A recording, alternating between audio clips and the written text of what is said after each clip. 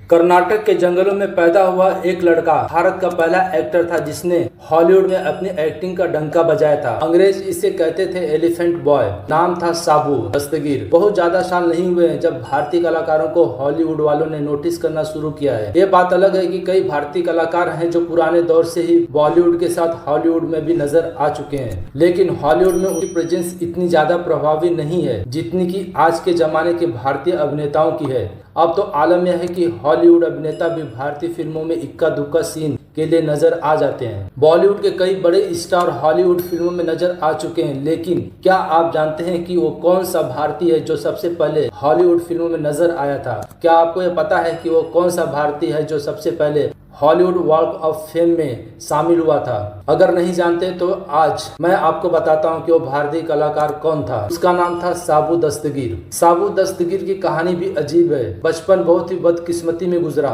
साबू दस्तगीर कर्नाटक के मैसूर के कारापुर इलाके के रहने वाले थे। उनका जन्म 27 जनवरी 1924 को हुआ था। साबू के पिता मैसूर के राजा के यहाँ महावत का काम किया करते थे। साबू की पैदाइश के वक्त उनकी माँ का देहांत हो गया था। साबू जब काफी छोटे थे तब उनके पिता भी उन्हें छोड़कर दुनिया से चले गए। कम उम्र में ही साबू के सिर से माँ बाप का साया उठ गया और वे अनाथ हो गए। छोटी उम्र में ही उन्होंने राजा के हाथीघर में महावत का काम करना शुरू कर दिया था। साबू जब उम्र के 13वें पड़ाव में पहुंचे थे तो उनकी किस्मत ने वो हसीन मोड़ लिया जो शायद किसी ने भी सोचा भी नहीं था। यह बात है 1930 के दौर की। रॉबर्ट फ्लेहर्टी नाम के एक अमेरिकी डायरेक्टर उस दौर के मशहूर लेखक रुडोल्फ रुडयार्ड किपलिंग की एक कहानी पर फिल्म बना रहे थे।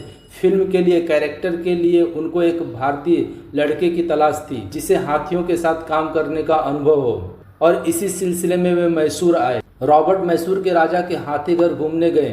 वहां उन्होंने एक बच्चे को देखा जो हाथियों के साथ खेल रहा था। रॉबर्ट बड़ी गौर से उस बच्चे को देख रहे थे। बच्चा भी रॉबर्ट को वहां देखकर काफी एक्साइटेड था और रॉबर्ट को हाथी के साथ अपने करतब दिखाने लगा। उस वक्त बच्चे को दूर दूर तक एहसास नहीं था कि वह एक दिन इस फिल्म मेकर के साथ काम करेगा और वह इस समय ऑडिशन दे रहा है। कहा जाता है कि रॉबर्ट फ्लेहर्टी की पत्नी फ्रांसेस फ्लेहर्टी को साबू बेहद पसंद आया। उन्होंने साबू को अपनी फिल्म एलिफेंट बॉय में लीड कैरेक्टर के लिए कास्ट करने का फैसला किया। यह फिल्म रुडयार्ड किपलिंग की कहानी तोमसाई ऑफ द एलिफेंट से प्रेरित थी।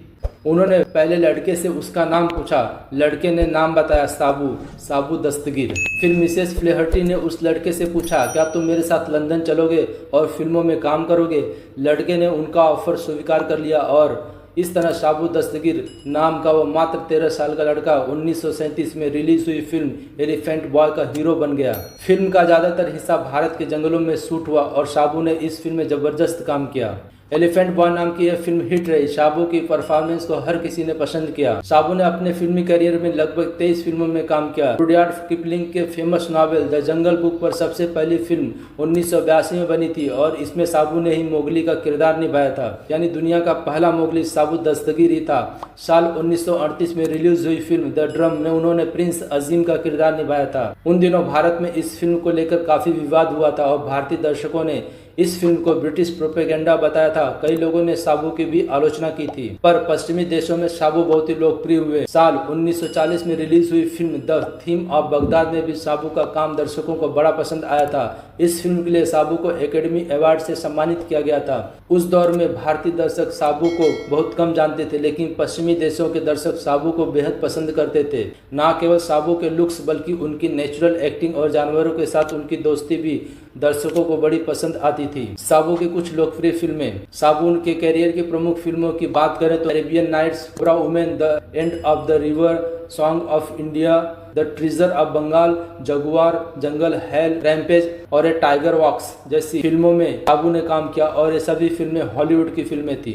साबू मदर इंडिया में काम नहीं कर पाए। साबू ने कभी किसी हिंदी फिल्म में काम नहीं किया। यही वजह है कि साबू को हिंदी फिल्मों के दर्शक जानते नहीं हैं। मशहूर डायरेक्टर महमूद खान ने साबू को अपनी सुपरहिट फिल्म मदर इंडिया में उस रोल के लिए कास्ट करने की कोशिश की थी जिसे बाद में सुनील दत्त ने निभाया था, लेकिन साबू इस रोल को इसलिए नहीं निभा सके क्योंकि तब शाबू अमेरिकी नागरिक बन चुके थे और उन्हें भारत में वर्क परमिट नहीं मिल पा रहा था। शाबू ने अमेरिकी एयरफोर्स में भी काम किया था। दूसरे विश्व युद्ध के दौरान शाबू ने अमेरिकी एयरफोर्स ज्वाइन कर ली थी। उन्होंने बतौर टेल गनर और बॉल टरेट अमेरिकी एयरफोर्स में काम किया था। शाबू ने B-24 बॉम्बर विमान में अपनी सेवाएं अमेरिकी एयरफोर्स को दी थी। इसके बाद तो शाबू को अमेरिका में वार हीरो के तौर पर भी देखा जाने लगा था।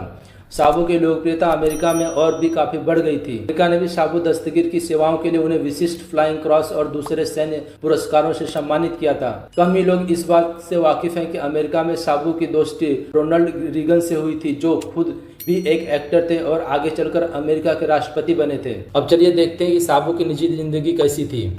शाबू ने एक अमेरिकी अभिनेत्री मार्लिन कूपर से शादी की थी। उनका बेटा पॉल शाबू एक बैंड का लीड गिटारिस्ट था और यह बैंड खुद पॉल शाबू ने ही स्टेब्लिश किया था।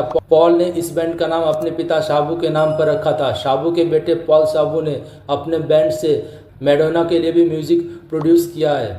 साथ ही कुछ और पॉपुलर अमेरिकी टीवी सीरियल के लिए भी पॉल शाबू ने म्यूजिक कंपोज किया है। पर इन सब के बावजूद शाबू अचानक दुनिया से चले गए।